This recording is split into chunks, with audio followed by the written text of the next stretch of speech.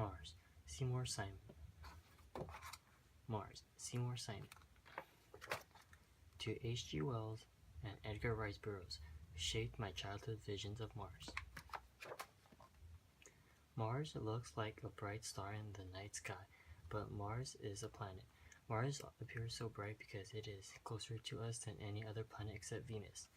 Mars is sometimes called the red planet because it shines with a reddish or orange color. 2,000 years ago, the planet's red color made the Romans think of blood and war, so the Romans named it Mars, after their god of war.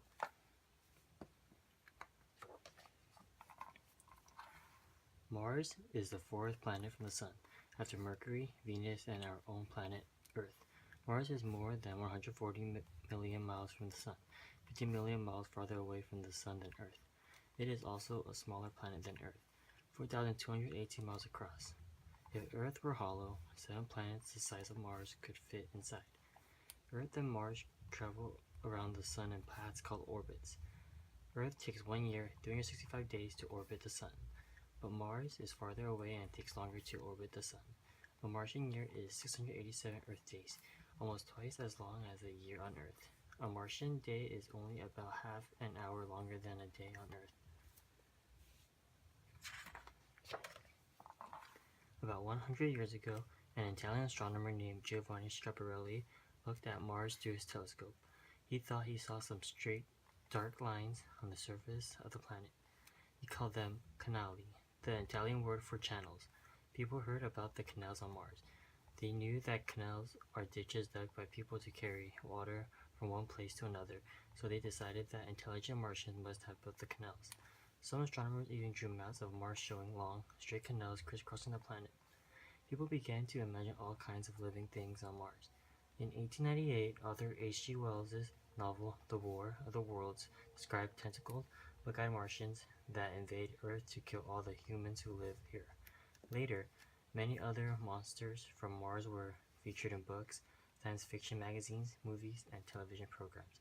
Until recent years, no one knew whether Martians really existed because details on Mars could not be seen clearly through telescopes from Earth. But in the 1970s, 4 Mariner and 2 Viking spacecraft reached Mars. They found no canals on Mars, no cities, no intelligent Martians, and no life at all on this planet. This view of Mars was sent back to Earth from one of the Viking spacecraft. It shows that the Martian surface has craters, mountains, volcanoes, plains, and valleys, but no straight lines. No one knows what the earlier astronomers were seeing when they thought they saw canals. At the bottom of the photo, you can see the curving line of Mars's biggest valley, Valles Marineris, 4 times as deep as the Grand Canyon of Arizona. It stretches for almost 3,000 miles, about the distance from coast to coast across the United States.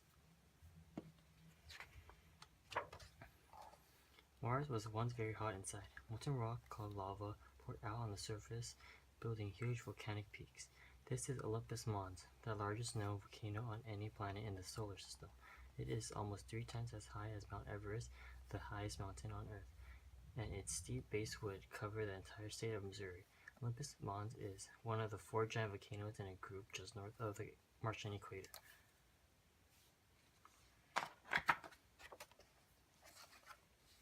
This photograph of Mars shows the polar ice cap and several large dark areas that appear greenish against the paler red surface. These dark areas grow in size during the Martian summer. Once it was thought that the green areas were covered by some kinds of plants that grew in the warmer weather, but the Viking space probes have shown that this is not so. There do not seem to be plants of any kind on Mars. The changes in color are the result of dust storms that hide or reveal darker materials on the surface.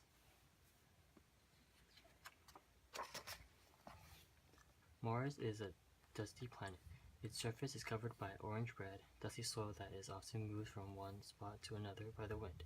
When Mariner 9 first arrived and went into orbit around Mars, a heavy dust storm hid most of the planet. The storm raged for more than 30 days. Gradually, the dust settled down and the highest peaks poked through the haze. The black and white photograph shows some of the dust dunes that cover large parts of Mars. The color photograph shows places where light-colored dust conceals the darker underlying rock.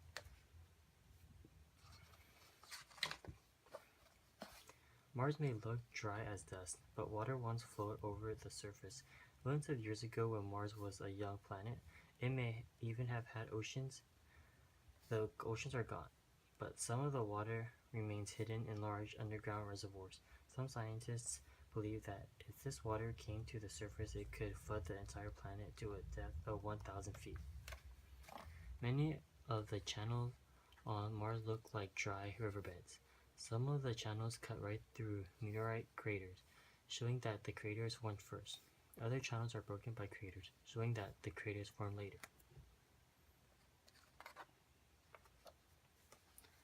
Even though there is no liquid water on its surface, there is lots of ice on Mars. The polar ice caps are covered by a thin layer of ice and dust. The North Pole is mostly frozen water, while the South Pole is ice mixed with frozen carbon dioxide, sometimes called dry ice.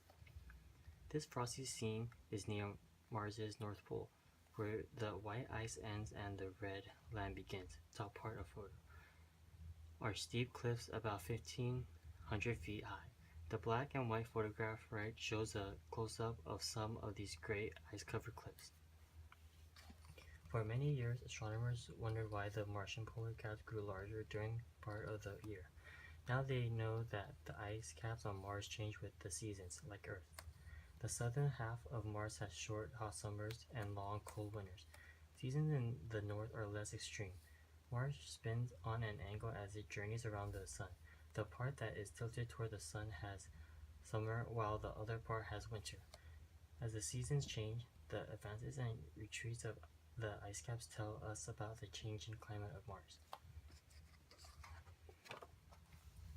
Mars has two small moons, Phobos and Deimos. They are named after the two sons of Ares, the Greek god of war. Phobos is the larger of the two moons and nearer to Mars. Phobos is about 17 miles long and 12 miles wide. It races around Mars in only 7.5 hours, at a distance of about 3,000 miles from the planet. If you were an observer on Mars, Phobos would look several times brighter than a very bright star does from Earth. This close-up photo of Phobos shows large meteorite craters and deep scratches across the surface. Deimos is slightly smaller than Phobos, about 9 miles long by 7 miles wide. Deimos takes a bit longer than 30 hours to orbit Mars and is about 2,500 miles away from the planet. From the surface of Mars, Deimos will look as bright as the planet Venus does from Earth. Viking 1 and Viking 2 were launched 2 weeks apart in August and September of 1975. Each Viking carried an orbiting craft and a lander. This was the United States' first attempt to land a spacecraft on another planet. The photograph shows a lander in a test site designed to look like Mars. Traveling at tens of thousands of miles an hour, the Viking spacecraft took about 10 months to reach Mars. The orbiter circled Mars for another month before the decision to land was made. The Viking 1 lander weighed 2,633 pounds, yet it had to come down as lightly as a feather to avoid damaging delicate instruments. The Viking 1 landing was a lucky one. Scientists had thought that the landing area was smooth and safe, but the field had many boulders nearly as large as the lander itself. If Viking 1 had set down on a boulder, it would have overturned and been damaged. The day after it launched, Viking 1 took this color photograph of the field on which it rested. The orange-red color is due to the chemical iron oxide, also called rust, in the dusty soil and rocks. Over the years, the Viking orbiters and landers sent back more than 50,000 photos of Mars.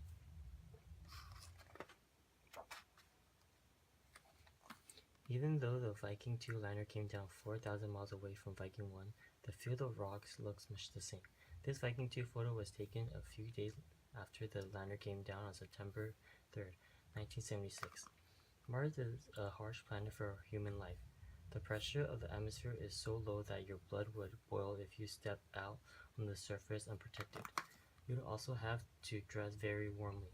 The distant sun doesn't send very much heat. The temperatures around the landers range from 1 to 90 degrees below zero at night to 45 degrees below zero in mid-afternoon, much colder than a deep freeze. On the other hand, the low gravitational pull on the surface of Mars would make it easy for you to walk around in a heavy spacesuit. If you weigh 100 pounds on Earth, you would weigh only 38 pounds on Mars.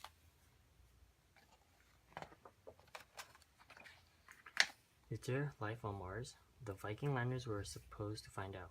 Each lander had a small biology laboratory on board. Soil was scooped up by mechanical arms and brought into the lab. 3 different experiments were designed to look for any traces of life in the soil. The experiments were performed several times by both landers. Scientists are still arguing about the results of the experiments. Many scientists think that experiments show that there is no life on Mars, but other scientists believe the results are not clear. They say that while we have not discovered life on Mars, life may still exist on the planet. Perhaps Martian life is very different from life on Earth, and the landers performed the wrong kind of experiments. Or perhaps we were looking in the wrong places. Much of Mars is unexplored, and it may be quite different from the 2 Viking landing sites. Some kind of life may exist in one of these unexplored places. Just now, no one knows for sure. This photograph of a Martian sunset was taken by the Viking 1 lander. Someday, another probe will land on Mars and we will find out more about the mysterious red planet. And who knows, perhaps someone reading this now will be the first human to set foot on Mars.